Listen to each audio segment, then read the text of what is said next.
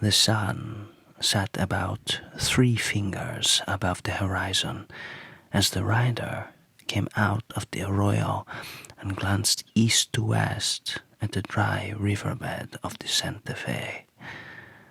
The Sangre de Cristos were illuminated, as their name suggested. Only the bald part escaped as it turned violet and blended with the dark sky beyond. The rider tugged at the rope of his pack horse, and it stumbled from behind the pinon tree, slowly trotting next to him. He tugged on the ropes, and the bundle moved. He could hear the muffled cries of a young woman as he checked to see she was completely secured.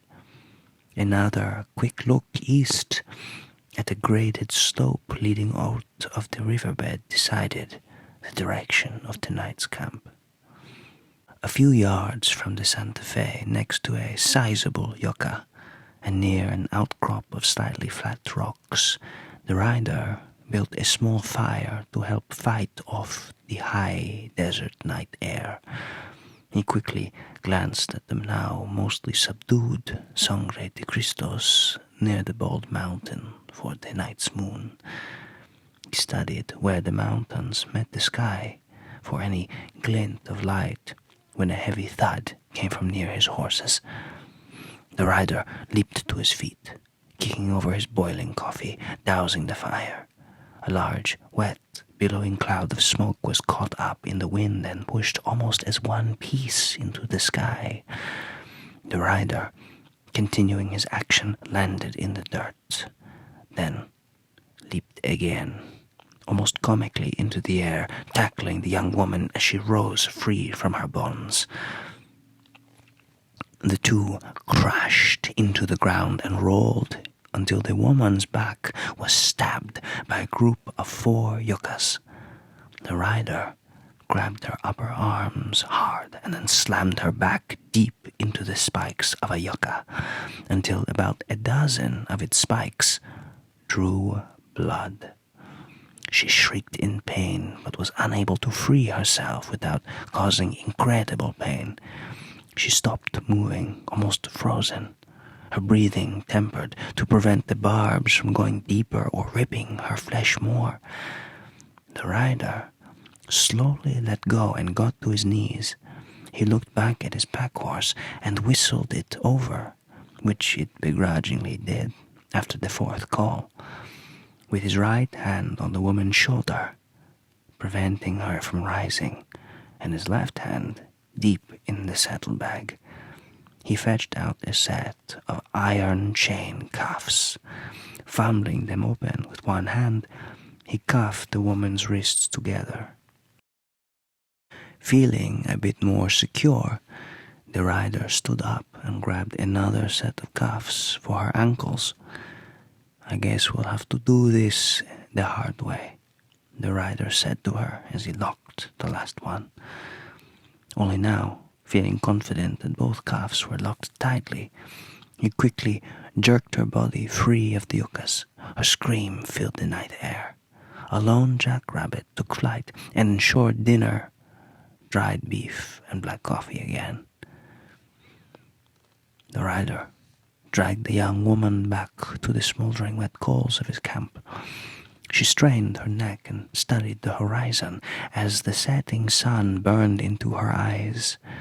The rider dropped her between the large yucca and the coals as she desperately looked between the large blades of the yucca, watching the sun touch the horizon.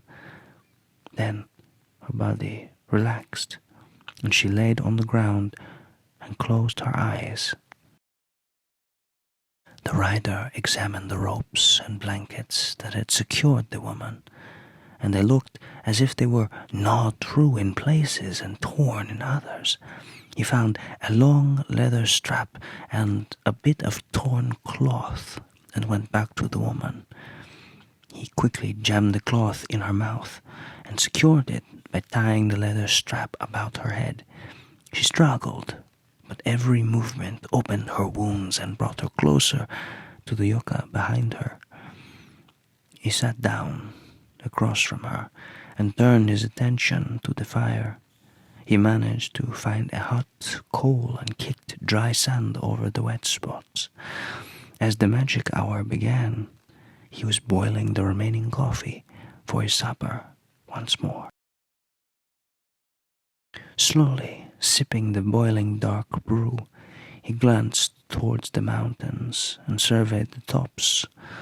Maybe no moon tonight, he said to himself. He wasn't sure.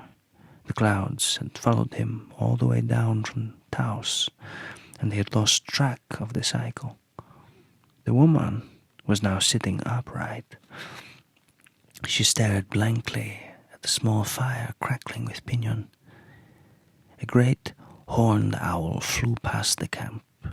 The rider pulled his pistol, startled by its massive 8-foot wings. He glanced at the woman, and she had a wry grin made up by her thin lips. He holstered his weapon and went to his horse and retrieved his repeating rifle. He sat down, cocked it, and lay it across his lap.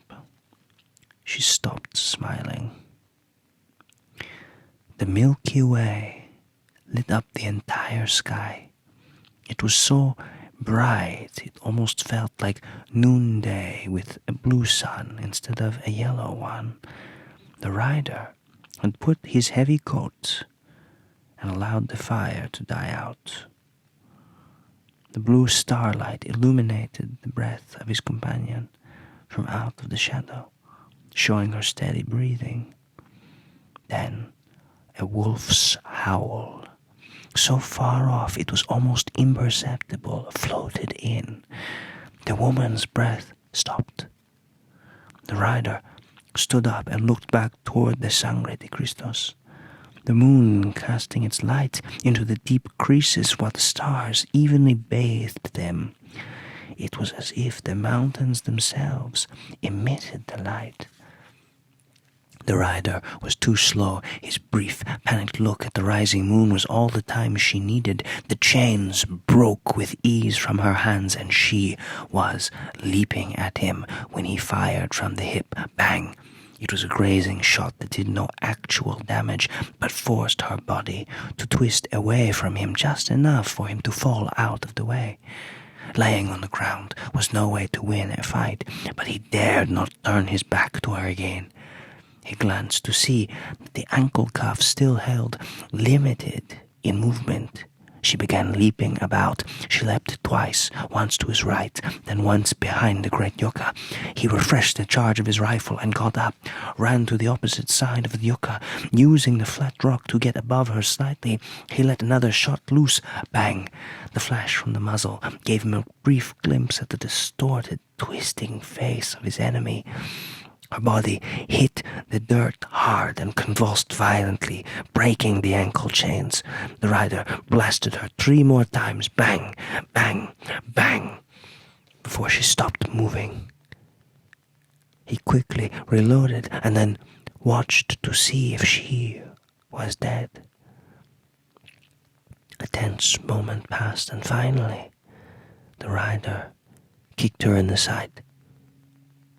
She didn't stir. Setting his rifle down, he drew the massive bowie knife from his waist and cut at her neck, removing her head. Later, sitting on top of his horse, he cradled his rifle and kicked his spurs gently into the beast's sides. He worked his way back towards the Santa Fe River and dropped into the dry riverbed and headed to the west. Then his horse stopped, bucked hard, and tossed him to the ground, his head scraping the side of a large river rock. The ringing only overpowered the cries of his horse in his head. His eyes soaked with blood. He scrambled to get the rifle that had landed a few feet from him, covered in horse carrion and streaming with the blood. Covered in horse carrion and steaming with the horse's blood, stood 3 creatures, all with wolf-like features, but standing on 2 legs. their faces twisted and perverted by the devil into misshapen wolves' snouts. The rider opened fire, the sound of his shots echoing up the dry bed of the Santa Fe to the heart of the Sangre de Cristo, while the moon illuminated everything.